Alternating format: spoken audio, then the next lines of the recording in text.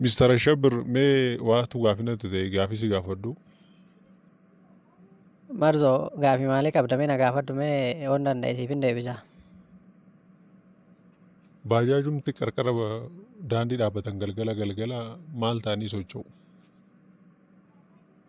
Shufeera baajaajii hojjechaa ooletu maallaqa isaa galgalaa lakkaawwachaa jira waan dalagaa oole saniif sosochooti baajaajiin lakkaa'uuti jirti kanaaf.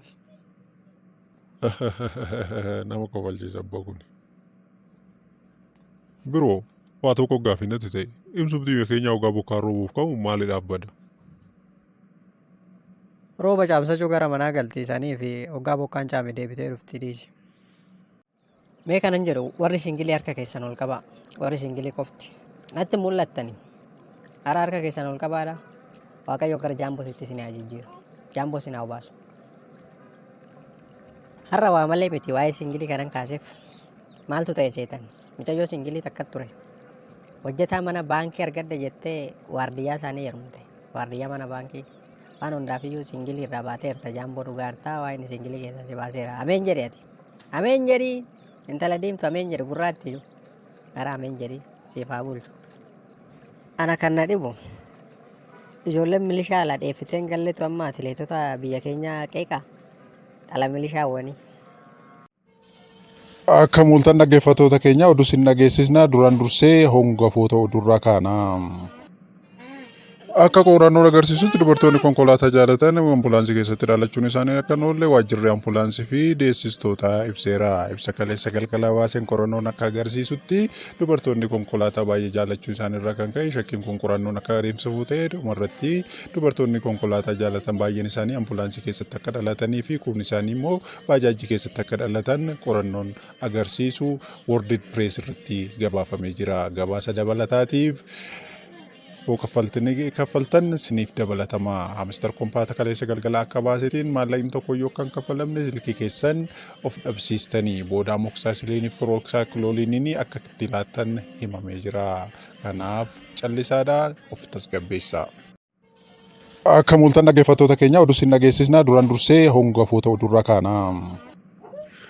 Akka mul'atan dhaggeeffattoota keenya oduu isin dhageessisna gurra qabannee teenya mucaan agriikaalcharii eebbifame kaleessa galgala kalaqasaa yeroo jalqabaaf oduu ispoortii dhiyeessuu jalqabeera. Sababa hojii dhabeen dandeettii isaa horachuudhaaf feek niwus gabaasaa jira.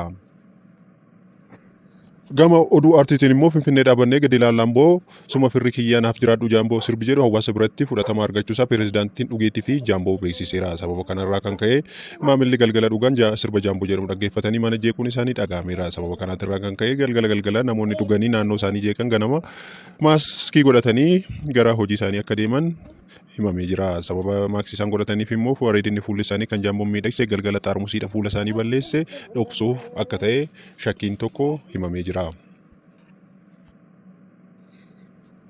Namichi kaleessa galgala rakkataan ulfa fuudha jedhee mammaakee ofuma isaatii dubartii ulfa fuudhuun isaa bira gahameera. Sababni isaanii immoo dubartiin dhiiraa dubartii dhiiraa akka deessuuf gaafatee jira. Sababa kanarraa kan ka'e jireenyi waan itti cimeedhaaf sareen kaleessa galgala na duukaa dutaa turte oduun akka hin dubbisne na jeeqaa turte to'annaa jala ooltee jirti.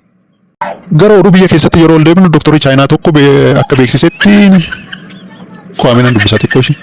Gara oduu biyya keessatti yeroo ol deemnu dooktarii Chaayinaa tokko akka beeksisetti namni dhukkuba maallaqaatiin qaban baay'een isaanii biliyoonera ta'uun beeksisamee jira. Yeroo ammaa kana yaaddoo addunyaa kanaa ta'uun isaanii akka hin oolle False Press gabaasee jira.